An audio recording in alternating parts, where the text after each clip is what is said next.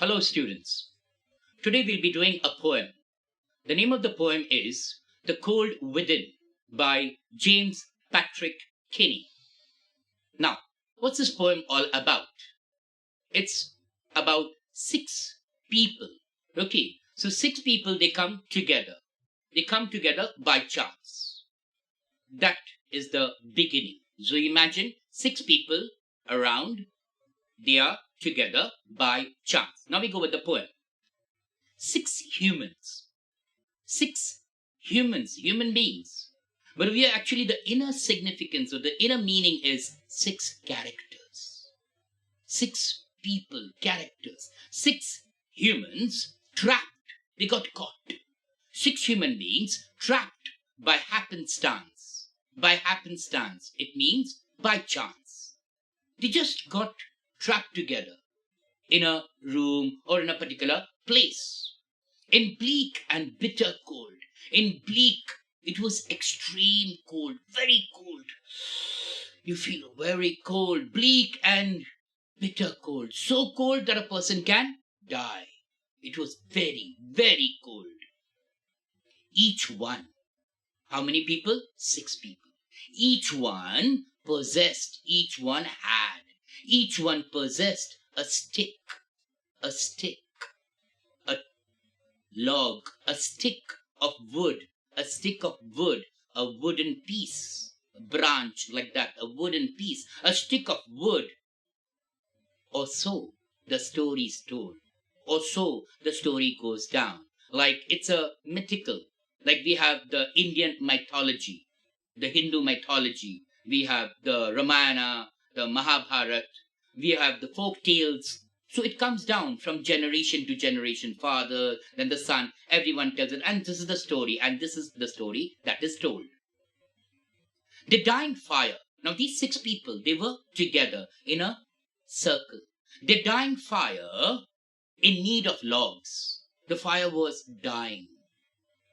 And if it dies, then there'll be no fire. They'll feel very cold. They'll all die. So the dying fire in need of logs, someone has to put a stick, a log, so that the fire can continue. The dying fire in need of logs.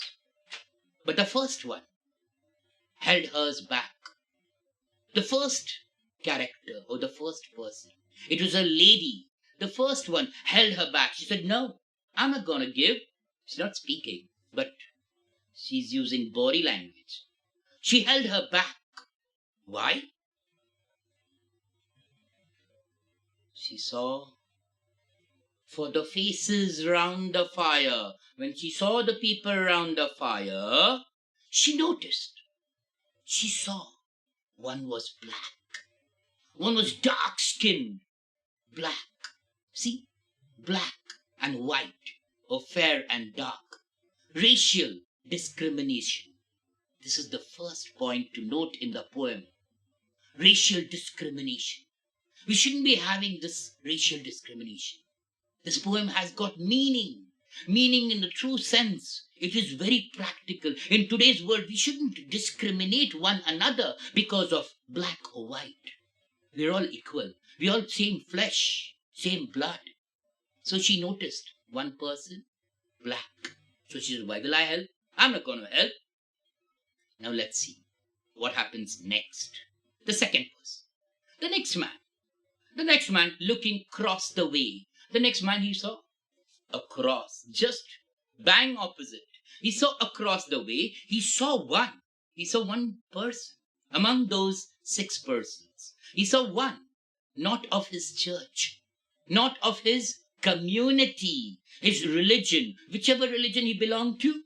He saw that fellow is not from my religion. So, why I'm going to help him? No way. See, like we have these Hindus and the Muslims. They cannot get together. So, we'll have always fighting. We'll have fights. So, why? Let us be united together. Let us be one big family. But he was not that.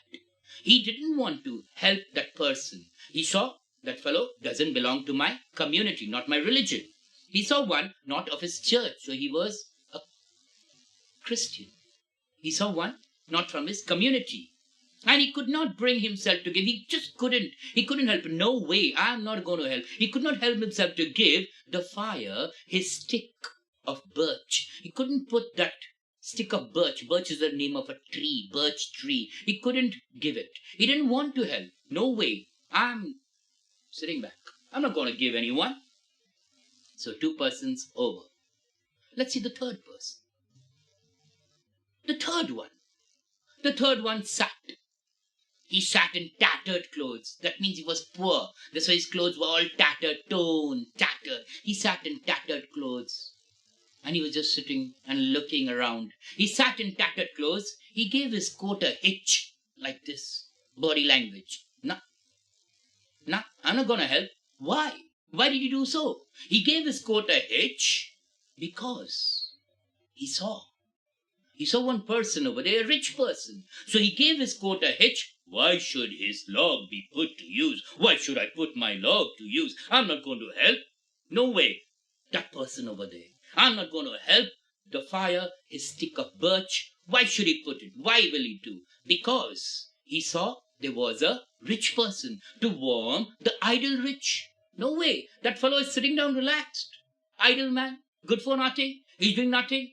I'm a beggar, I'm poor, I'm not going to help him. So he gave his coat a hitch, using this body language. No chance, I'm not going to help. 3 over. Let's see the next person. The rich man. The rich man has got a lot of money. He just sat down and he sat back and he thought, I've got money in my almirah, I've got money in my trunk, I've got bank balance, I've got so much money. So he was just thinking of the wealth he had in store, in his possession, how much money he had. And he's just thinking of his money and nothing else. Not of the present situation. He was just thinking about himself. So he was just relaxing. He was not wanting to help anyone. And how to keep that money, what he had earned, it was like his hard-earned money. I'm not going to help that beggar, that poor man. From the lazy, he's a lazy fellow, shiftless, not even moving about, good-for-nothing fellow. I'm not going to help this idle rich man. He thought, I'm not going to help the poor man. The next person is the black man. Remember, that lady saw one black man? Now his time. He saw the black man's face. He just looking. He was looking at her. He was breathing, panting heavily. And as the fire was passing by, the black man's face bespoke. It spoke, it showed expression, bespoke revenge. I'll take revenge. I will not leave that lady. I'll take revenge. She discriminates me because I'm dark-skinned. No way. He was thinking of revenge. So another point to note is revenge. And as the fire passed, the fire was passing his sight. For all he saw his stick of wood. There was a chance. He was just thinking of chance. A chance went to spite. I'll take my revenge. I'll hit it on her face. Give a mark on her chin, on her face. Whose face? That fair-skinned lady. He was just thinking of revenge. Another quality, whether you call it a good quality or bad quality, you'll understand better. Let's see the last man. The last man of this forlorn group. Forlorn means dejected. Lonely. Everybody is dejected. Everybody's lonely. Nobody knows anybody. It's like that, all are alone. The last man of this forlorn group did nothing. He did nothing except for gain, except for profit. You give, I give. You no give, I no give. It's like that. For naught except for gain. So he was only thinking of profit. What will I get, huh? If I help you, will I get something? If I don't get anything, I'm not going to help you. Sorry. Giving only to those who gave was how he played the game. He only gave to those who gave him. And this is how he played his game. He played in such a way, you help me, then I help you. You don't help me, sorry. You get thumbs up, nothing. I'm not going to help you. So now, all these people, they were all selfish. One of them like racial discrimination, one community strife, all these things. So these people, what happened in the end? They held, their logs held tight. The logs were held tight. In their hands, still hands, they were all like statue, dead. I told you, bleak, cold winter, so cold that anybody can die. So nobody put his stick. No one put his stick for the fire to burn. So they all held it in their hands and they all died. Their logs held tight in death-still hands was proof, was evidence, it's proof of human sin. Human sin, that is disobeying God's command. Love thy neighbor as thyself.